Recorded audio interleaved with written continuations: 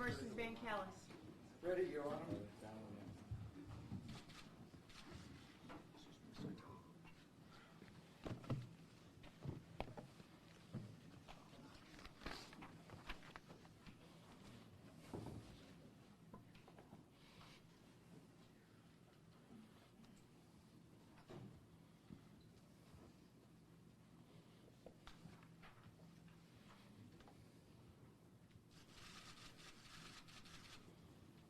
For the record, Your Honor, William Cataldo and Bill Daly appearing on behalf of the people.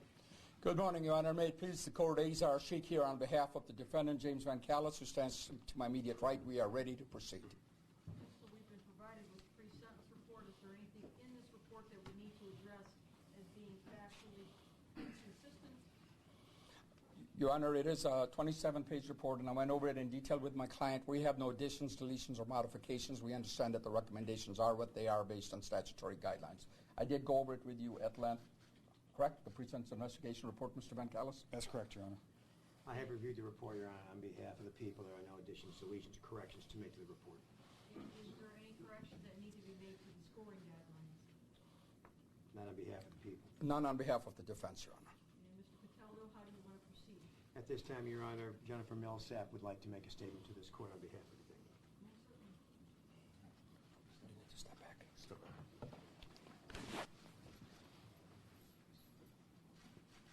Would you wish her to say at the podium? Wherever she feels comfortable.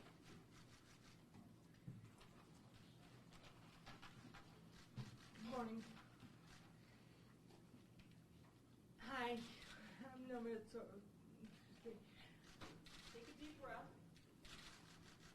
Okay.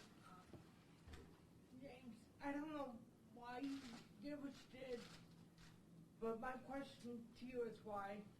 What did they perpetrate to you? For you to be so brutal with her? Do you even know her? Well, what was your plan for her that night? Why did you have to hurt her? Just because she ignored your advances? Did she deserve to die? What made you so darn special? I hope you can never sleep without dreams tormenting you. I hope you can't ever eat because you have no appetite. I hope the rain pierces you like bullets. I hope the sun burns you like fire burns skin. I hope the four walls close in on you and choke you. I hope those steel bars are your only friends. I hope when you close your eyes, you see only April. Over and over and over again. You will die behind those bars, alone. I hope that the inmates know exactly what you did, because I hear their punishment can be very ugly. I hope they save all their rage and anger just for you. You, James, are a damn thief. You stole my beautiful daughter's life, and you stole the rest of mine. April was a beautiful, kind, giving, and loving young lady. She was loved by all that knew her, and all those that she touched. She was beautiful both on the inside as well as the outside. You stole her future, and all that she had to give from her and the rest of this world. April would have started high school in the fall, and she was so very much looking forward to that. She was excited as well as I was for all the opportunities that were ahead of her. She was looking forward to being more independent than she already was. You denied her the opportunity to graduate high school and to move on to college and to grow and to develop a career of her choice. She wasn't sure what she wanted to do for a career, but she was only 14, and she was only 14, and that is what high school was all about. She loved animals, nature, and a reflection. She wrote poems, short stories as a way to enhance her creativity. April was a good student. She enjoyed her studies and learning all about the aspects of our world. She enjoyed learning German. One day, she thought she could further develop her language skills overseas. She loved dressing up nicely and taking care of herself. When she believed in something, she stood up for that issue or person. I was very proud of her. She was my world, and I loved her, and I will miss her greatly. April loved spending time walking, caring for her dog. She was very shy, but yet she had close friends she could count on. Friends that she trusted. She trusted her boyfriend, Austin. Although they were very young, they cared for each other very much. I was in awe how much Austin really was devoted to April and how much he was there for her. And April encouraged Austin to be the best that he could be. April tended to bring out the best in everyone that came into her life. You stole April's chance to experience being a wife, a mother. She would have been a great mother too. She loved and cared for all her younger cousins, from babies all the way up to preteens. And she had so much patience with them. April wasn't a very deeply religious person, but she did believe in God. She loved working with the children of our church and the youth group. She was great with them. She would have made a great teacher or a counselor. You also stole from my family and me. You took from us the joy of seeing her grow and mature into a wonderful young woman. As she was a child, I will never get to see her graduate both high school and college. I will never see her get married and have children of her own, if that was what she chose. My life totally changed since April was killed. I have periods of depression and anxiety. I hold a lot just to keep moving every day. My life will never be the same. I will always miss April and will continue to hold her in my heart. I had never thought this could happen to my daughter or to me. I know that the Bible tells us that we are supposed to forgive those who wrong us, but what you took from us is unforgivable. You have a lot of people to apologize to. Don't expect anyone to accept it because you don't have the ability to show back time and to take this back. I pity you, and I hate you, and I can never forgive you. Thank you.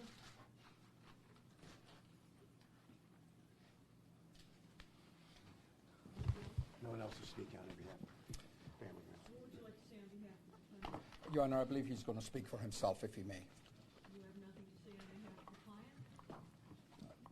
He's just planning on pursuing all his appellate rights, and given the statutory obligations on you to sentence him to mandatory life, I don't think it would make any sense for me to say anything. Thank you for the opportunity. What would you like to say, Mr. VanCallis? Am I given permission to speak, Your Honor? Speak to me, not to the microphone. All right. Thank you. Well, first off, is that there is no evidence that shows that I have done anything wrong. There is nobody that can say they've seen me commit any crime on July 24th, 2014. There is nobody that can ID or has ID'd my motorcycle as being on that trail that day. None of the witnesses could positively identify me. They said that they seen eyes, which is, if that's the case, how many people have eyes that are that shape? Nobody said that they seen a color of eyes. Nobody positively ID'd my motorcycle helmet as being the helmet that they seen that day. Nobody sat there and ID'd the clothing that I was wearing to exact. Nobody ID'd the shoes that I was wearing to exact on that day. This is a sad chain of events that somehow I'm wrapped up in. I don't know how to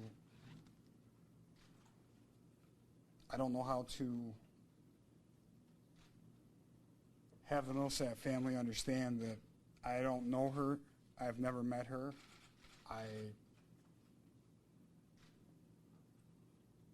I'd never seen her before. Excuse me. I'm sorry. Sir, who is this? Charlie Langton. Thank you.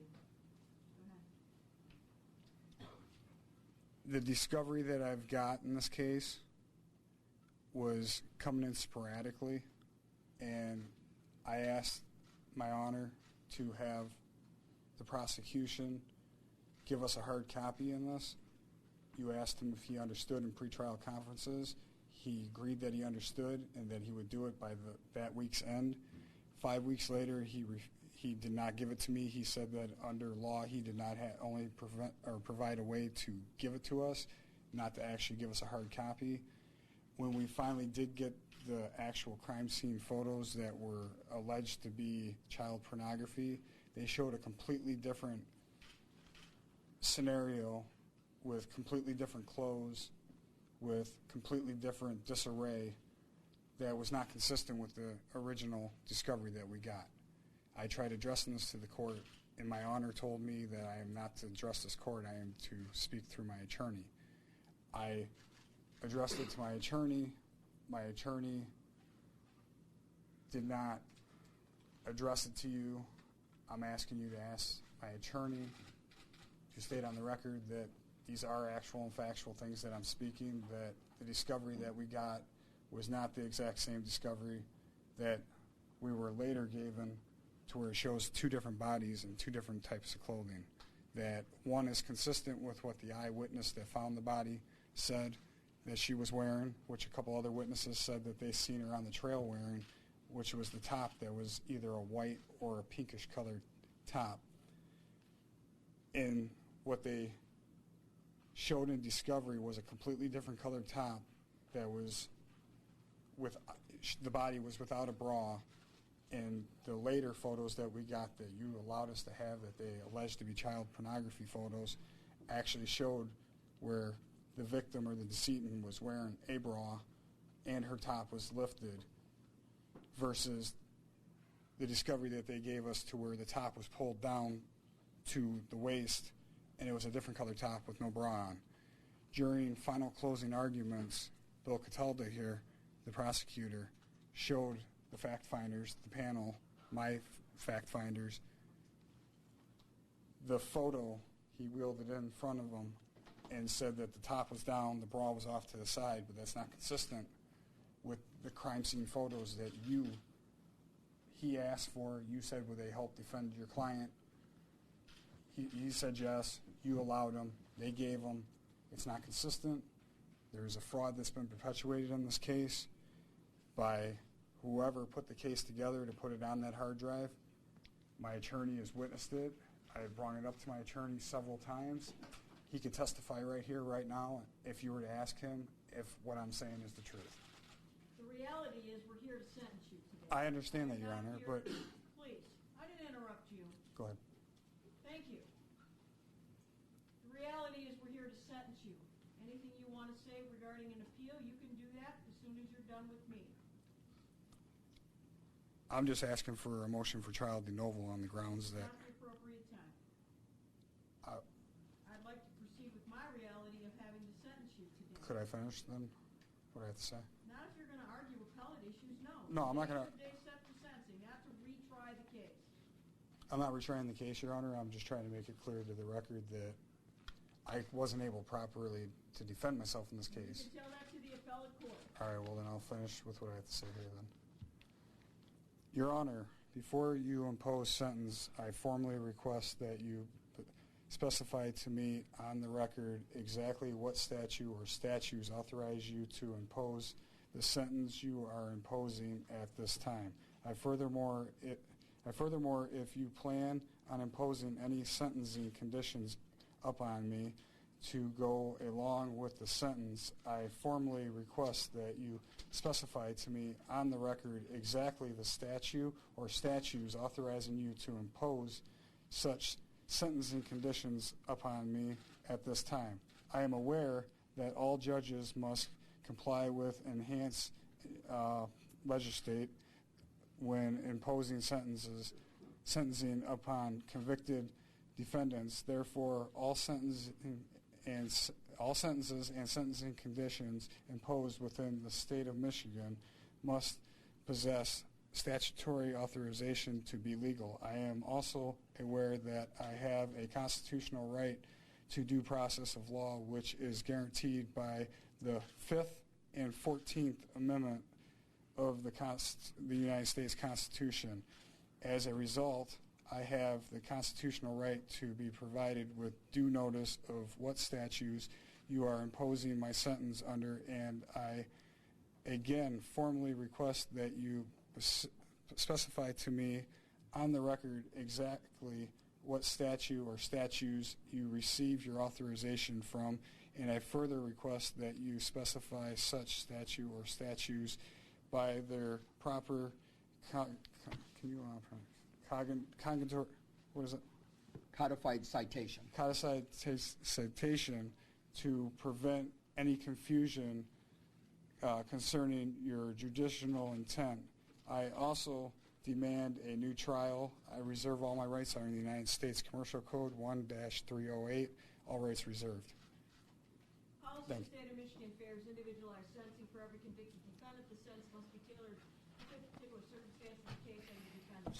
In tailoring the sentencing defense, the defendant court has gathered complete detailed information about the defendant. Court is satisfied with the liability of the information received, satisfied that it is reasonably up to date, has determined its competence, sentencing consideration, and has resolved any challenges as to its accuracy in favor of the defendant. The charge. You were found, let's first start off, guilty of the following charges by a jury of your peers on February 8th of 2016. First-degree felony murder, kidnapping, criminal sexual conduct, assault with intent to commit sexual penetration. Specifically, for your request, the statute citation for homicide is 750.316. MCL 750.316. The statute for felony murder is MCL 753.161B. The statute for kidnapping is MCL 750.379. And the statute for criminal sexual conduct, assault with intent to commit sexual penetration is MCL 750.520G1. And those are your statutory authorities upon which you were convicted. I, by law, am empowered with the ability to render today for you a sentence in accordance with law. As to the charge of first-degree murder, it is the sense of the court that you serve life in prison with no chance of parole. And that would be count 1. As to count 2, felony murder, it is the sentence of the court that you serve life in the Michigan Department of Corrections with no chance of parole. With respect to count 3, kidnapping, it is the sentence of the court that you serve 225 months to 480 months in the custody of the Michigan Department of Corrections. With respect to the charge of criminal sexual conduct, assault with intent to commit sexual penetration, it is the sentence of the court that you serve 80 months to 120 months in the custody of the Michigan Department of Corrections. With respect to the sexual assault charge, the further sentence of the court that you must register as required by the Michigan Sex Offender Registration Act to comply with all the requirements of that act. You must also have a HIV test. Each count carries with it a $68 state fee. The file carries with it a $130 Crime Victim Rights Service Fund fee. Court-appointed attorney fees are granted in the amount of $28,600.93. With respect to Mr. O'Keefe's bill, Mr. Sheik, I have issues with it. I have significant issues with it because Mr. O'Keefe was not here. Mr. O'Kelly. I'm sorry, O'Kelly was not here and was not here throughout the trial. In much of the focusing that. And we're gonna discuss that at a later time, because we're gonna set that issue up for hearing regarding his bill. Madam Clerk, set that up probably, within the next month on a Monday. And we will address line by line his bill, because I am in total disagreement with his $15,000 expert bill. And that way the prosecution can give me any input regarding this bill, but right now I think we've concluded. In determining the sentence for this defendant, the court has considered the discipline or punishment of the wrongdoer, the protection of society, the potential for rehabilitation of the defendant, the deterring of others from committing like offenses. You have an absolute right to appeal. If you can't afford an attorney, I will appoint one. You have 42 days to make that request. The clerk is handing you a form, which is called a notice of right to timely appeal. Did you get that form? Acknowledge you received the form. Yes, I have. I'm filling it out right now, Your Honor. I'd like to file it right now while I'm in front of you. Your Honor, there's a restitution requested by Ms. Millsap in the amount of $7,538.42. And that's absolutely granted as well. Your Honor, just a brief question. Do you require Mr. Kelly to be here, or do you require me to voice his concerns? Once he gets paid, he's going to come here and tell me exactly why he deserves to be paid $15,000. As you know, he's out of state. Would an affidavit from him suffice? If he wants to get paid, he is going to explain to me why he's billing me for time when he was not needed. Thank you, Your Honor. I will discuss You're separately. the attorney. Thank you, Your Honor. Appreciate the guidance. You don't file that right now. You just mail it in. Okay? Thank you. Thank you, Your Honor.